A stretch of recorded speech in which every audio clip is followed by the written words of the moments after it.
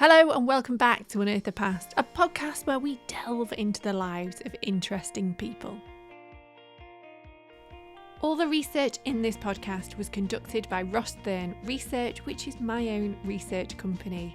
If you would like your family tree researching like one of the guests we've had on the show, I will pop a link in the podcast description.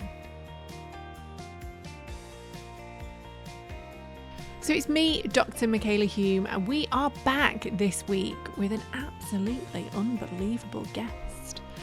So my guest this week is a Sunday Times best-selling author, a world-renowned promoter, a hospitality champion, and the nighttime advisor to the Mayor of Greater Manchester, Sacha Lord. Welcome to the podcast.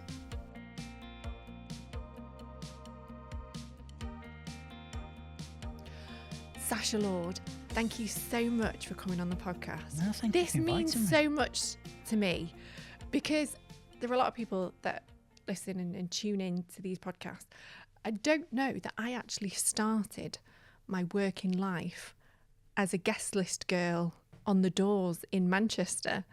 So I know all about your nights. I know all about you. You are a mythical legend. You know, our paths must have crossed. They Probably did. Many Probably times. did. The thing is, though, I will say this: your nights were for people who were really into the music. I'm not saying that the nights that I stood on the guest list for weren't, but I would say that your nights were people who, you know, they were into the music, weren't they? Yes. Can we start though by talking about your book? We can. It's brilliant. Did you enjoy it? Oh, did I enjoy it? It's honestly, it's got everything in there, everything you would want from a book and more. It was to a point where I thought this couldn't have really happened. Well, actually, there's bits that the lawyers cut out that you would definitely thought this did not happen. Really? Yes. Yeah. Oh my goodness. That was the hardest thing. So Right. originally HarperCollins said we need 320. And I was like, wow, that's a lot. We're going to have to pad that out. Yeah. But actually, it was condensing it down to 320. Right. Okay. But the lawyers must have taken 100 pages off. And when you started this, obviously it's sort of chronological, isn't it? Really, It is. You know, you talk about your younger days growing up, and then how you got into sort of promoting nights and how that's Yep. evolved to the biggest club in the world. Yep. Yeah, and then Park Life, unbelievably successful. But there's a paragraph in it. Can I read this paragraph? I read a lot, right? And I think this is one of the best paragraphs I have ever read. Are you ready for this? I'm dreading this. I've been shot at in a drive-by shooting, bundled into a car by gangsters and had death threats, which wasn't very acid house. I've been sued and broke. I've had to deal with an army of rats who were high on cocaine, had £130,000 stolen from me during an armed robbery, and I've been targeted by a Romanian organised gang. This is on page 2. Yes. Page 2. Yeah. Wow. You know, obviously you've had instances like this, and it's synonymous, isn't it, with the nightclub scene and running nights, especially in Manchester during the period that you were operating. What made you keep going, Sasha? Do you know what? I've been asked this question a lot. And when you're in it, you run on adrenaline. Yeah, you do. But you know from the book, I left school with 2 U's and an E. No qualifications, didn't go to university or anything like that. So I had no choice. I knew I was okay. I knew I was a good promoter. That was the only thing I was good at. So I had to stick with it. I had no choice. I had to pay the bills, and promoting was the only way I could do it. I think this leads quite nicely into your family tree, and I have thoroughly enjoyed, by the way, researching your family tree. It's a great family tree. I'm going to show you a record from the newspaper, and I just want to get your thoughts on it. And I think, Okay. So this is from 1971, and I don't know if you recognise anybody in that. That's my picture. mum and dad. That's your mum and dad. And the only reason I know that is that I've seen that picture before. They had that blown up. That was at the wedding, and I think, is it lucky to be kissed by a chimney sweeper or something? Well, I didn't know this, No, but I take it by I read the article. It obviously is. And also, then what you probably don't know is, it says here honeymoon in Portugal. Yeah. That's where I was conceived. So Really? they tell me. Right. So they told me. But yes, no, I have seen that picture before. Yeah. Let's start on your paternal side. So let's start on your dad's side of Yes. your family tree. Now, after reading your book, you do know a bit, don't you, about your dad's side of the I family? know that my dad inherited a good business Yeah. and essentially cocked it up, is what I know. Sasha's family have been involved in the Lancashire textile industry for well over 250 years. During that time, his ancestors progressed from weaving cotton in their homes to creating a successful wholesale textile business called Lord & Co. Lord & Co was founded by Sasha's 2 times great-grandfather John Lord in the 1870s. John was born in 1841, and in his early 30s he was working in a distribution warehouse where he took the bold decision to set up his own business buying and distributing cotton fabrics. The business was initially operating out of a basement, which is now where the Arndale Centre stands. It later moved to George Street before finally moving in 1973 to Fab Lord House near Strangeways. Since its founding in the 19th century, 4 generations of lords would take the company into the 20th century. Starting with Sasha's great-great-grandfather John Lord, followed by his son Clement Lord, then Edward John Lord, and finally Sasha's father John Lord. That would be true. Okay. I don't know about the cocking up part. Oh, he did. He did. He did, Right, yes. okay. Yeah. So I have traced your family tree going way back into the 18th century. Really? Into the 18th century on the Lord side. Wow. And yes, that's right. You did have a very successful family business in textile. Yeah. Yeah. And what was quite interesting, I read a quote from your granddad, actually, which I'm going to read now. Because How do you find all this stuff out? I just have a lot of time on my hands. But I'm going to read this quote, which I thought was a nice quote from your granddad. And I sort of see this work ethic in you, right? Okay. So your granddad said, "It has been a family custom for each generation to be thrown in at the deep end, as it were, while still young. Experience has shown that each of us has been able to inject new ideas when, as inevitable with the older generation, a little push becomes necessary." So when I looked back through the Lord family tree and I looked at the business, Yes. it seems that each generation starts really young. Literally, they leave school and they are thrust into the business. And I know that in your granddad's case, by the age of 22, managing director, similar thing with your dad. Yeah. So that shows me then at a young age, definitely on the Lord side. That's the same as me then. So I was 22 when I put my first night on. 4th of July 94, the Hacienda. I think we're not a very intelligent family, are we? There's no university degrees or anything in there. Your great granddad, he went to Cheadle Hulme School. Did he? He did.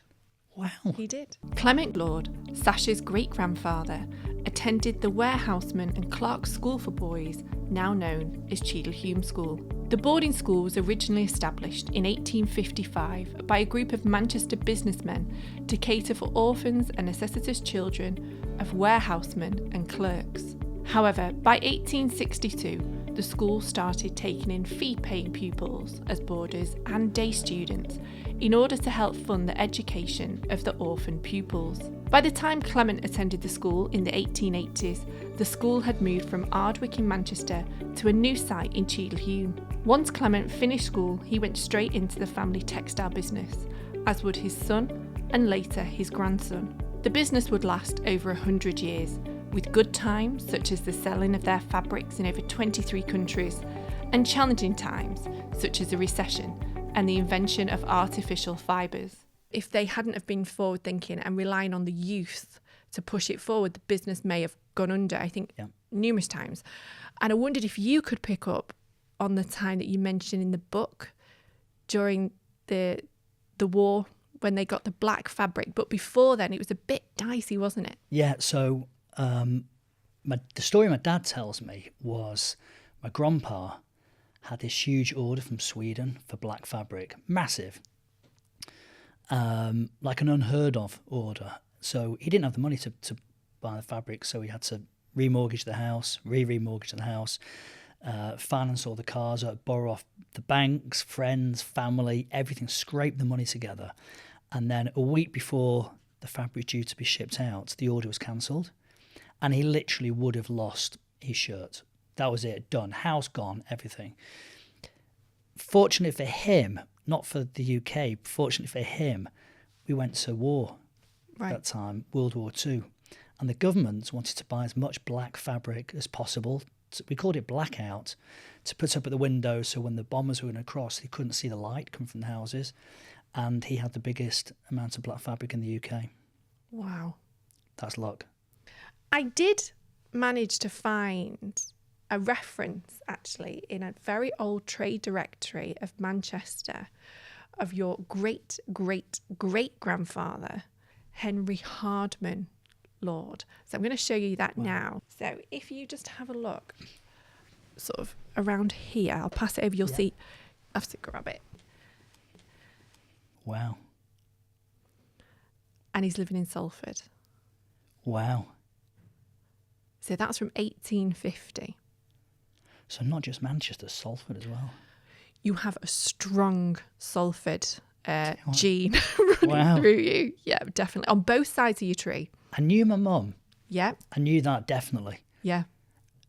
And actually, one of the worst days of my grandma's life was when she lived in Worsley. Yeah. Worsley, Lancashire was what she bought. And then they changed all the boundaries, didn't they? Boundaries to Worsley, Salford. She was mortified. Was she livid? Absolutely livid. Livid. I'll never let it down. Right. That is, I mean, how do you find this? You just randomly find it. Believe it or not, that's a book from my collection. I'm that sad, I know. Wow. So that's from 1850. So in 1850, your family, the Lords, were living in Salford. What is now, I think, Ordsall Road. Yeah, I know Ordsall Road, yeah. So it used to be called Kent Place. Okay. So they are living there. So that side of the family then, coming into the present, each generation has done well for themselves. They've moved out of Manchester, moved to the suburbs because they can, because we've now got the railway. So it means that people can move further afield. When your great-granddad retires, he goes to, I think, Southport. Yeah. Yeah. Granddad lives in North Wales. Yes. For a while. Yeah. Yeah. Around Diganway, Conway. That's correct. Yes. Yeah, that's correct. He was part of the shooting club. Oh, God. I knew you'd hate that. Yeah. I knew you'd hate that. If we go past Henry, right, the mechanic, and we go to his dad called John, there's a lot of Johns. Yeah. He was a handloom weaver. What's one of those? Sasha's 4 times great-grandfather, John Lord, was born in 1769 in Kersley, Greater Manchester. On the 5th of January 1804, he married Anne Hardman at the local parish church. John spent all of his working life as a handloom weaver. During the 18th century, domestic weavers like John played a crucial role in the textile industry. They would weave fabric in their own homes and would get paid on what they produced. This skilled and respected profession was relatively well paid, affording weavers a comfortable existence. However, things were about to change. The introduction of powered machinery in the latter half of the 18th century, such as the spinning jenny and the power loom, meant that cloth could now be made faster, cheaper, and in larger quantities than what a traditional handloom weaver could produce. The first purpose-built steam-powered mill came to Manchester in 1782 and was built by Richard Arkwright. The arrival of the mill, combined with other external factors, led to economic hardship for many weavers. Between 1805 and 1808, weavers' wages decreased by more than 50%.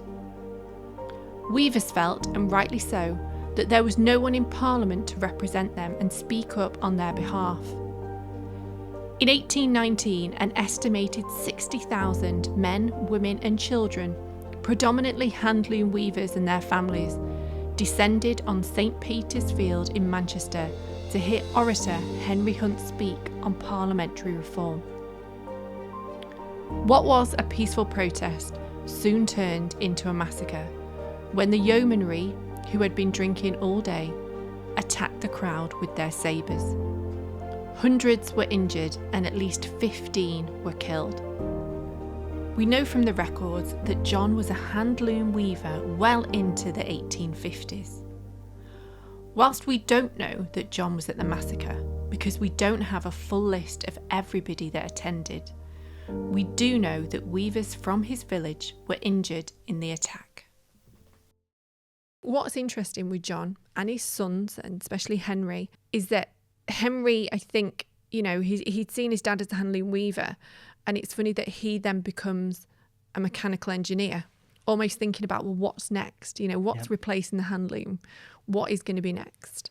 And from that, they all do well for themselves. So Manchester at this time is opportunity. Yep. It is the city of opportunity. If you work hard, like now, really, yep. I still think that's the same now. If you work hard and you graft, and you're an example of that, and I am, if you work hard, you can do all right for yourself. And I think the generations have done that. So it wasn't always wealth with the Lords. It's just a succession of generations of work hard, took opportunities, and sort of bettered themselves. That's amazing.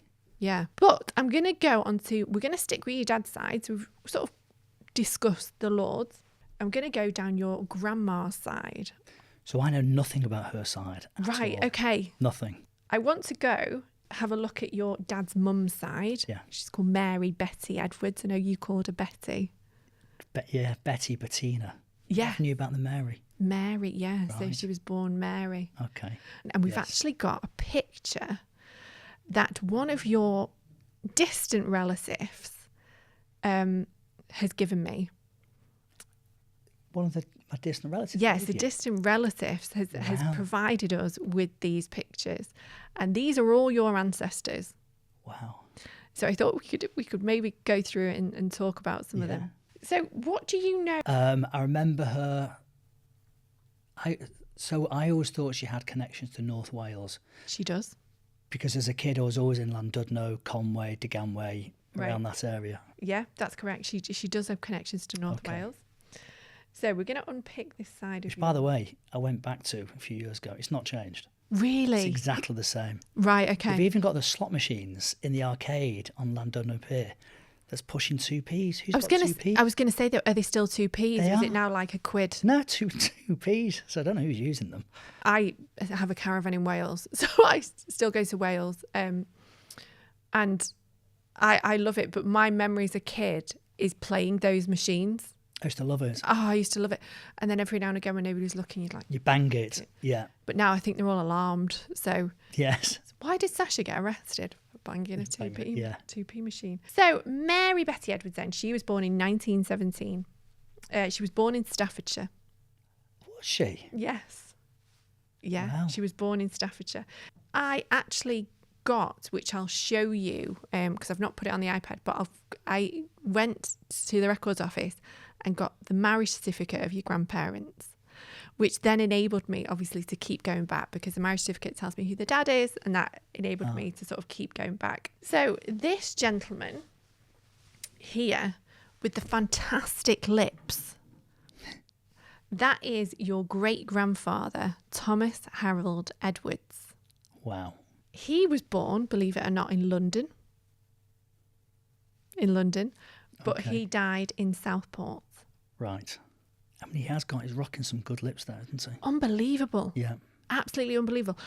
Somebody has colorised the image, and I will say colorisation doesn't always work on images. And on him, it's given him the most fantastic lipstick and eyeshadow you've ever seen in your life.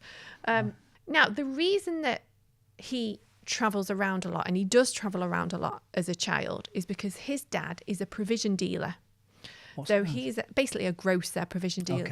Okay. So they start off in London, then they move for a short time to Merseyside, and then they end up in Southport. Okay, that was lucky. I was going to say, as somebody who is literally Mr. Manchester, was there any regions that you didn't want in the tree?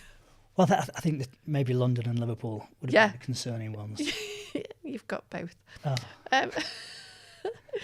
I want to go down Mary's mum's side. And Mary's mum's side, she's called Maud Mary Lea. I knew the name Maud. Did you know Maud? Well, do you know what? If you'd asked me half an hour ago, I wouldn't have been able to tell you, but it just come back to me. I've actually got a picture of her when she was young, if you'd like to see it. How do you get this? That is incredible. Wow. Grandma Maud. Grandma Maud. Yes. Now, she was born in 1889 on the 12th of August in Birmingham. So because my grandma was from Stafford. Mm-hmm. She's from Birmingham, so there's a Midlands thing going on. There's a Midlands thing going on there. Right. Her mum is called Maud Mary Lea, and her dad is called John William Lea. I managed to find them on the census record. So they get married in 1888, and the next record after their marriage I can find them on is the 1891 census. You definitely have a creative gene running down that side. Okay, that's good. Is there anybody creative in your family? Can you draw? So painting? Yeah, that's my thing. The only thing, and I mention it in the book, the only thing I enjoyed at school was art. That's it. The creative gene definitely comes from this side of your family. I was able to go back further on Maud Mary Lea's side. So Maud Mary Lea, her parents were called Thomas Lea and Harriet Hawthorne, right? Now, I managed to track them on the census record. They had 9 children in total. So this would be your great-great-great-grandparents. They had 9 children. They had 6 girls and they had 3 boys. Now, on the 1971 census, Thomas Lea is recorded as an iron worker foreman in the Birmingham area, so all West Midlands. We know Birmingham at this time is very famous for creating things. Yep. Whereas we're fabric, they're things. Then in 1881, I came across an occupation that I've never come across before in my life. A Japanner. What's a Japanner? And I hope I've pronounced that right. I didn't know. First sushi chef. I didn't know, right? So I had to look this up. Japanning was the name given to a type of decorative finish inspired by Asian lacquer work. The name originated in England during the 17th century. The process involved applying layers of lacquer to an object, often expensive furniture and metalware, and then heating the object to create a hard, glossy finish. Once the lacquer had hardened, decorative designs were applied to the surface, and the object was then polished. The West Midlands, in particular Bilston, where Thomas Lea was born, was famous for its Japanware. By the time Thomas was employed in Japanning, the trade was already in decline. What was a must-have item in middle-class homes in the 18th and early 19th centuries was now out of fashion, and by the 1920s the industry had largely died out in the region. When Thomas retired from Japanning, he kept up his artistic desires by becoming a flower painter. Obviously, being able to do that was a skill. Yeah. And if we go to the 1901 census, he lists his occupation as decorative artist. And on the 1911 census, his occupation is recorded as artist flower painter. Wow. So he must have specialised in... Absolutely. If you look on the 1881 census and look at what his daughters are doing, Kate and Alice Lister, who are his daughters, are actually listed as ornamental transferesses, which basically means that they are doing the designs and then transferring them onto, it could be glass, metal, furniture. That's fascinating. So that's what, if we go down your dad's mum's side... That's the creative route. Creative route. Definitely, it appears that they were workers. So in theory, they didn't have their own businesses. But I think definitely on the paternal side of your tree, there is that sort of drive, entrepreneurship, thinking about creating their own business and creating jobs, which was much needed at this time. If you've tuned into this podcast before, you will probably know by now that I'm a proud supporter of the Power of One, an amazing organisation that supports women across the globe who are involved in animal welfare. This week, I want to talk to you about Tolfa. Tree of Life for Animals, a dedicated animal welfare charity based in Rajasthan in India. Tulfa provides comprehensive care to a wide array of animals. Their approach goes far beyond physical recovery, encompassing emotional well-being and community education. They emphasise the empowerment of women from low-caste communities, offering them employment opportunities within their nurturing staff. £1,000 would sponsor one member of staff for a year. Our goal is to try and raise £5,000 to fund 5 new members of staff for their nurturing team, which is crucial to help support the growing number of animals in their care. To support Tulfa's mission and to make a difference to the lives of animals and women in marginalised communities in Rajasthan, please visit the Power of One website, and I've put a link in the podcast description below. Thank you for listening. Now back to the podcast. I'm conscious of time and I want to have a look at your mum's side because this is a side that you didn't really know much about, did you at all? I know nothing about this at all. Okay, so I'm going to bring up your tree so you can see it. Just Apart from one thing. What did you know? So I've got at home a player's handbook for Wolverhampton Wanderers. Okay. Did you pick up on that? I didn't pick up on that. No. So we think... Go on. My grandpa's dad played for Wolves at one point. Okay, so your granddad, is that Gilbert Kenneth? Yes. Right, okay. His dad was John Reeves. Yes. Morris. That's right. Yeah. So we think he played for Wolves. Can we start with him? Yeah. I want to show you this record. So this is your great granddad. This is John Reeves Morris. And I managed to find him and his family on the 1911 census. So I'm just going to turn this round. So this was the side I was a lot closer to. Did you know that there was a Welsh connection then on this side? Oh, for God's sake. No. Did you know that? Know. So what did you meet? Obviously you wouldn't have met your great grandfather. No. And there's a reason for that. Okay. And that's because he passes away quite young. Really? I'm going to show you this record. That's my grandma's grave. And I just want you John Reeves Morris, Jack, who died 1923 in his 35th year. Yeah. Wow, he did die young, didn't he? I know from this record, which I'm going to show you now, that his death was in relation to the war. And that's because I don't know if you can read, just read that, what this record is. Widow's pension. Widow's pension. Yeah. So this is his death certificate. Okay. 21st October 1923. Male, 34 years. General labourer. Steelworks again. Steelworks. He basically had a heart condition. Wow.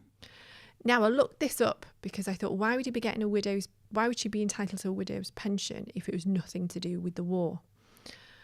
And there are some reports that I read where something called trench fever can lead to heart conditions. Okay. So he dies relatively young. I have found a record actually, which is just before he dies, but it actually mentions your granddad on it. So this is the 1921 census. And I don't know if you can just scroll in, but you should just be able to see at the bottom the name of your granddad. There he is, my grandpa. Gilbert Kenneth Morris. Grandson. Wow. Pendleton. On that side, everybody lived in Pendleton. But also on there is your great-granddad. I don't know if you can find him on there, John Reeves Morris. I can see it. Yeah. Can you see where he's born if you scroll across? Well, that's definitely Wales. Welsh. Wales. How bizarre. I Wales. never knew there was a Welsh connection. Yeah. There's another side of your mum's bit of the tree that I want to talk to you about, and that is on her mum's side. Ethel. Ethel Cronshaw. Yes. Yes, that name ring a bell? Yeah. Okay, so Ethel's dad was called John Edward Cronshaw, and mum was called Ethel. It's obviously named after her mum. Ethel Hetrick. I hope I pronounced that right. Yes. Is that pronounced right? You have pronounced that right. And the only reason I know that name was because when I was at school, we went to look at the Battle of the Somme. Yes. And my grandma gave me some money for some flowers to go and Right. put next to the name Hettrick that's on a wall. That's right. Yeah. Yeah, and we're going to talk about that now. Okay. So I managed I'll to... tell you something awful. Go on. I spent it on sweets. I know. Ethel, I hope you're not watching this somewhere. She's not. If you want to Sorry, come back Grandma. and if you want to come back and haunt him. So John Edward Cronshaw then would be your great grandfather. I've managed to find him on the 1911 census, and he's on that census with his mum and dad. And I just want you, if you can, I'm going to zoom in, and I just want you to read across that top line if you can. Thank you. So John Cronshaw, Yeah. head, 46, married, night soil man. Yeah. What's that? So he went round during the evening and he emptied the cesspits. You're kidding. No. Wow. In part, there is a drainage system, but nothing like this today. Emptied cesspits. But there's something else I want to draw your attention to. I want you to look on the line below, which is his wife. And if you scroll across, it will tell you how many children they've had. Total 15. Well, they didn't have tellies in those days, did they? But keep reading. 4 still living. 11 had died. Wow. Do we know what from? The 1911 census reveals that John Thomas Cronshaw and his wife Mary Ellen were living in a 2-up, 2-down terrace on Primrose Hill, which was in the Hankey Park area of Salford. John was employed as a night soilman. The night soilmen were responsible for collecting and disposing of human waste. The job often involved emptying privies and cesspools. Although there was the making of a sewage system in Salford at the time, it was not yet going to every home. The census also shows that John and Mary had 15 children, with 11 sadly dying before they reached adulthood. The children died from a range of childhood diseases, such as pneumonia, convulsions, croup, which took the life of Catherine Cronshaw at the age of 7. 20-month-old Charlotte died in 1904 of measles. This is on my grandma's side, isn't it? Yeah. I thought, wow. Night soil man. Poor bugger. Did that shock you? It did. Yeah. And it shocked me. My grandma was such a proud lady, always dressed really well and everything. And I always thought if there was going to be poverty in the family line, it'd be from my grandpa's side. But no, I mean, that's a pretty nasty job, isn't it? Night soil man. Yeah. And I think, again, the fact that they've had 15 children, 11 have died and only 4 have survived. I mean, they're the worst statistics that I've come across. So they were doing living this in job. poverty, weren't they? Yeah. Because even when I go back, he's working as a labourer. Right. Often, it's not consistent work, is it? You just No. get what you can. By this point, he's working for the council. Right. So by this point, he's got a steady job. He's working for the council. But it would have been tough. Yeah. Really tough. Yeah. You have mentioned the story about the sum and you should have put the money on it. Yeah. Let's have a look at Ethel Hettrick's line then. Okay. So Ethel was born in 1901. Her parents were called Joseph William Hetrick and Sarah Tyson Bateman. They had 4 children. They had Lily, Elizabeth, Charles and Arthur. And it's Arthur who died That's right. on the 7th of June 1917. Yes. Private Arthur Hettrick was born on the 12th of October 1892. When war broke out in 1914, he joined the 16th Battalion of the Lancashire Fusiliers. He later switched battalions to the 11th, and in 1917 he was posted to Belgium. The plan was to take the Messines Ridge, which had been under German control since the end of 1914. The attack was carefully planned and coordinated. For over a year, Allied forces had been tunnelling under the German front line, creating separate mine shafts. The plan was to detonate the mine shafts at the same time. This would then be followed by 2,000 guns and 9 infantry divisions from Canada, Australia, New Zealand and Britain. The war diary for Arthur's battalion reveals that by the early hours of the 7th of June, all the soldiers were in position. At 2:10 a.m, watches were synchronised. 0 hour was given for 3:10 a.m. This was when the mines would be detonated under the German trenches. In total, 19 mines exploded, and the blast could be heard as far away as London. From 3:40 a.m. onwards, Arthur and his comrades advanced. The fighting lasted into the evening, and it wasn't until 8 o'clock that the war diary records it being all quiet. 136 men were reported as missing that day. 6 were captured and 33 were killed. One of those killed was Sasha's ancestor, Arthur Hettrick.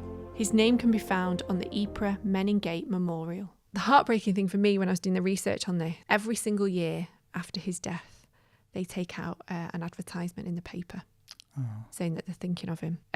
Every single year. Even, this is 1942 and they're still taking out advertisements in the newspaper. Wow. Saying that they're thinking of him. So they were a tight family then, weren't they?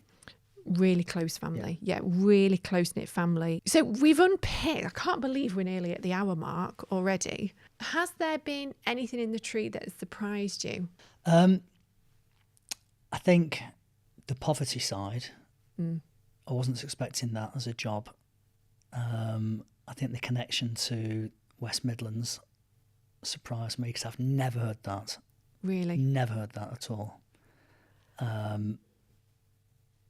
But I just don't understand how you can find all this stuff. You're like Manchester's Inspector Clouseau. I'm going to use that in my book. You did an ancestry DNA test, and part of your ancestry DNA test told us about your traits. Okay. So I think... I forgot about this. Do you remember? Yes. Did he ring true? Let's see. Well, I'm going to ask you because I don't know. Okay. So I think Probably I know. best asking Demi. I know. Where is she when She's we gonna need her? watch this. Right. Okay. I'm going to click on this one. This suggests you do not like to dance. Hate it. Really? I despise dancing. Wow. Hangriness. When I'm hungry. This suggests you get hangry. Yeah, I do. Do you? Yeah, I do, yes. Yeah. Right.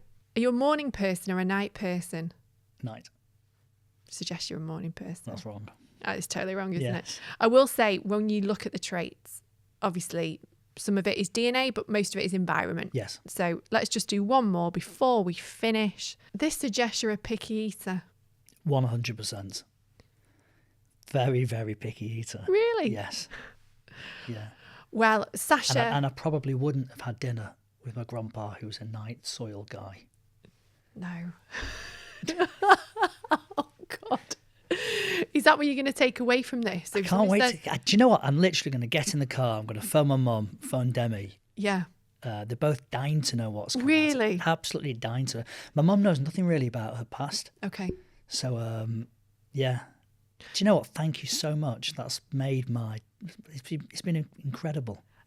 I've thoroughly enjoyed researching your family tree, and there's been parts where I've been inspired actually myself to think, if he did it and he had nothing and he worked hard and made a success, and it's the Manchester way.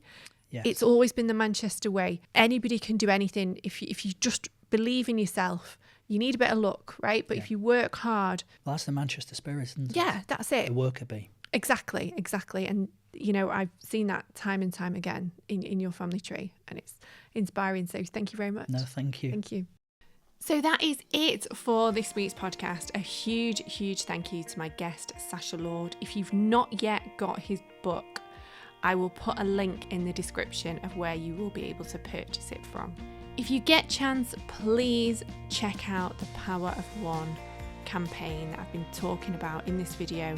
You guys know I'm a massive dog lover, and that's how I became involved in the Power of One. They're a great organisation, and they work with women across the globe who are not just helping dogs, by the way, they're helping a range of different animals. So if you get a chance, please do me a favour and just check out the website. Link will be in the description below. Also, a huge thank you to Sam Hutchinson, who supports the making of this podcast. We couldn't make this podcast without you, so thank you so much.